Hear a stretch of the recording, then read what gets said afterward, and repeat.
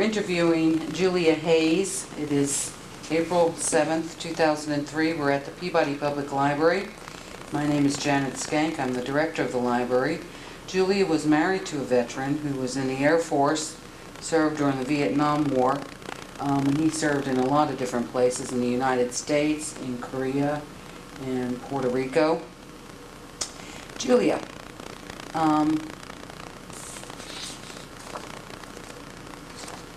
what was your maiden name?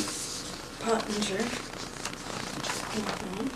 And that's English. And that is English? Mm-hmm. Look at that. Tell me a little bit about your family background as you were growing up.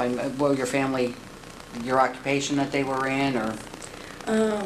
My dad was a factory worker. He worked at Peabody Seating. They manufactured school and furniture and church pews and folding chairs and things like that. And my mother was in food service at Manchester College. I grew up in North Manchester. Okay. So, Good. And when you married Mike when he was in the service, Michael Hayes is your husband. And where did you marry him? well, we both grew up in North Manchester, and I always knew about his family but didn't know them well, and then a friend of mine married his brother and we got acquainted, and by this time he was serving in France, and he asked me to come over there, so we were married in a little village in, what was the name? I can't even say the name of the province now. Oh, Rouen-le-Roi, that's what it was. And what year was this then? 1960. 1960. Okay. Tell me a little bit about that. Did you have to go through a lot of red tape, or how did that come about? Yes, he had to have approval from the Air Force before we could even go ahead with any other plans. So we had a stack of papers probably about like that. It seemed like every other day I was getting another form in the mail or more instructions of what I had to do. And so finally when the Air Force approved it, my mother never did, I should add, but not that she disliked Mike, she just didn't like the idea of me going over there and to be married. Over there. And then we had to go to the mayor's office in the little village right outside the base. And there was a lady mayor, and somehow or other, she didn't speak English, we didn't speak French, but she understood what we needed. And we filled out the forms to have the bonds posted on the village big, well, what do you call it? It's like a bulletin board, you know, and by the local church. And these had to be posted for a period of, was it 3 weeks? It was quite a while. I was there 3 weeks before we could be married anyway. And then if no one objected, why? And I think they were probably read in church each Sunday too. And then we could go ahead, and we had to have a civil ceremony, and we went to the mayor's office, and she had an English translation. She had obviously done this before. And so we had the civil ceremony in the mayor's office, and then we had arranged to have a religious ceremony in the base chapel, and one of the chaplains was there. And almost everyone in the weather detachment, Mike was assigned to weather, so almost everyone in the weather detachment was there. And the chaplain's wife played the organ, and that was... Was everybody required to have two services?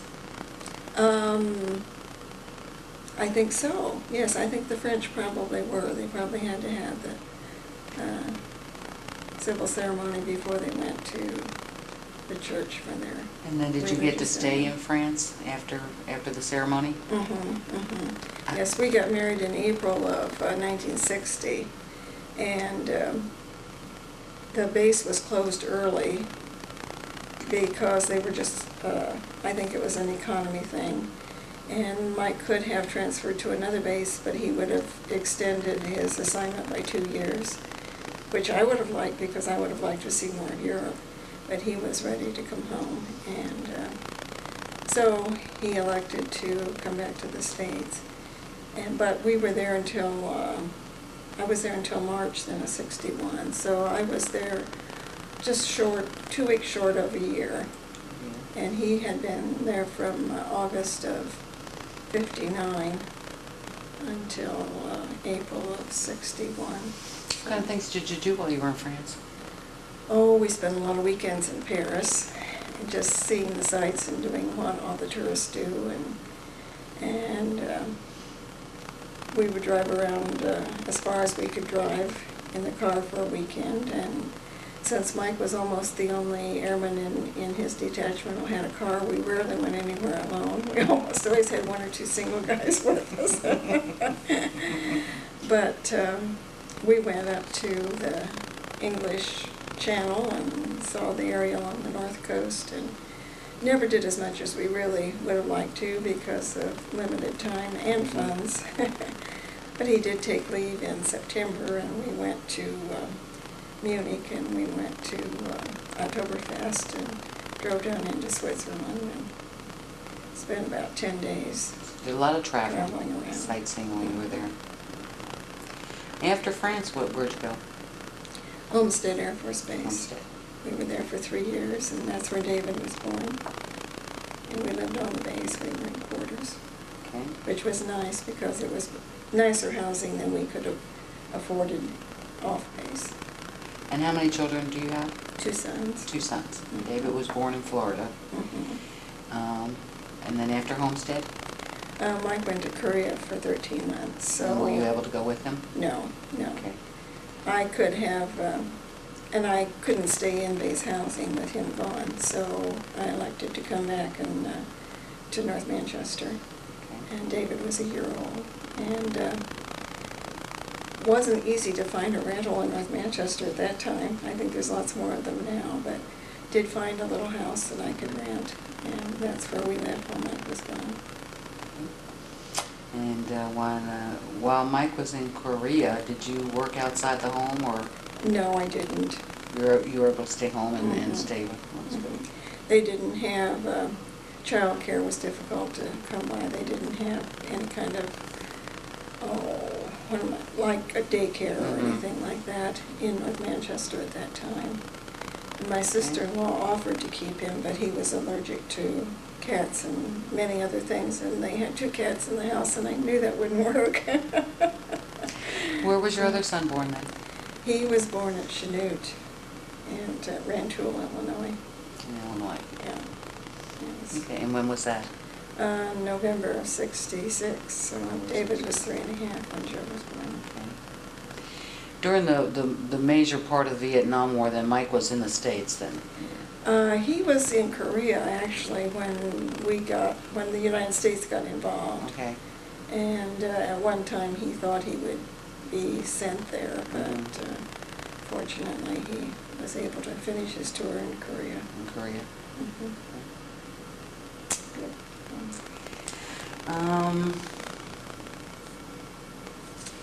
Did you have strong feelings about the war? Vietnam War? I guess I was so indoctrinated as a military wife that I just supported whatever the military was doing. Okay. And I guess of course I was younger and saw things a lot differently then than I do now. So I think probably all the protests angered me a lot more then than any of the protests do now. Of course, I'm not as personally involved now either, so. Makes a big difference. Yes, it does. So all the time Mike was in the service, you were either able to be with him or you had another place to stay. I mean, did you ever have to stay with family or friends, or Not for long periods of time. not for long periods of Yeah. time? When he went to Korea, I had to stay with my mother for, well, we came back in April, and it was June before I was able to get into the house. So I was Well, it with her wasn't a couple of necessity months. type thing, it was just a matter of logistics, basically, to actually find a place. Yeah.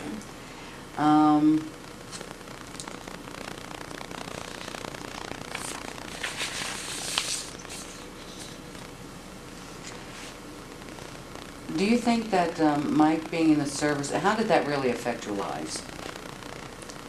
Would your life be any different, do you think, if he hadn't been in the service? Oh, very, very. Okay. Well, in the first place, if you're not moving around all the time, you usually invest in a home early, and at least you have that security. Mm-hmm. And we probably would have, financially, we would have been better off, but then we wouldn't have done the traveling and had the experiences that we had. And so I'm not sorry that we lived the life we lived. I don't think we ever lived anywhere where we were unhappy. So, yeah. How'd you feel when Mike got out of the service? Oh, I was ready because of the children. After so many years of either you're moving or your best friend is moving, and you're never quite secure. I think it really worked on both of the boys, and we needed that security. And our parents were getting older, and it was time to be there for them, and it was time for the children to get to know the grandparents, and so it was time. But how many times do you think you had to move while you guys were in the service? Well, let's see. We were in two quarters at Homestead, because originally when we got there they put us in empty officer quarters, and we knew that eventually they were going to be bringing in a new wing and that we would have to move on. So when we saw an empty house that we liked, we asked to go ahead and move. So we were in two different houses in France and two different houses at Homestead. And then when he was in Korea, I was in North Manchester, and he came back. We went to Syracuse, New York, and we weren't there much more than a year. And then we went to Rantoul, Illinois. We were there 7 months, and that's where Joe was born. So I was 6 months pregnant when I got there and moved with a three-month-old. And let's see, then we were at Warner Robins, Georgia for 3 years, and we were in the same house. Then we moved to Colorado Springs, Colorado, and we bought a house there. That was the first time we had purchased a home. And we were there 3 years, and from there we went to Puerto Rico. And we were in our first house a very short time because we'd only been there a week when Washington announced they were closing the base. And we thought, oh, well, we're leaving. But they said no, because he was assigned to, by this time he'd gone into solar. It was still part of weather, but there was a big solar observatory there, and it was going to continue to operate. So we stayed our 3 years there.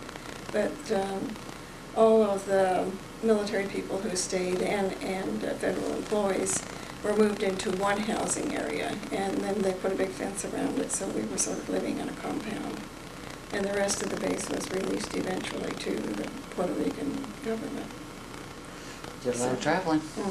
And from there back to Grissom, and 2 years there, and that's when he retired. Was this something unusual for your family, coming from North Manchester, were they upset that you were gone so often and moving so many different times? No, originally. I think that, my mother was upset that she wasn't at the wedding.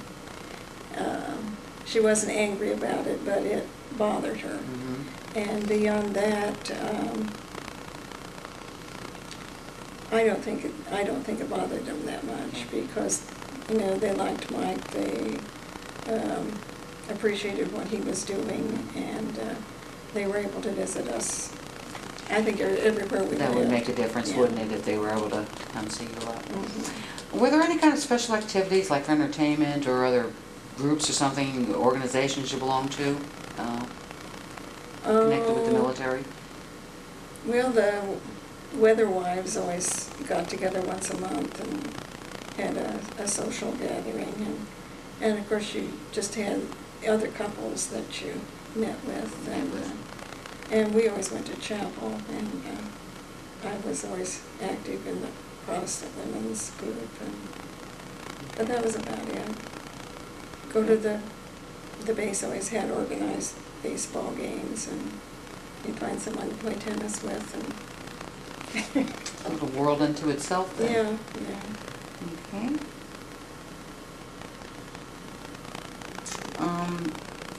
Is there anything else you'd like to add? Or that I should ask, or? No, I can't think of too much. I guess I didn't give this much consideration before. Well, you've given a lot of information, a lot of good information. Well, in that case then, Julie, we'd like to thank you for sharing your life and your recollections. It has been important, and this will be available to other people to listen to, for us that never had to experience it.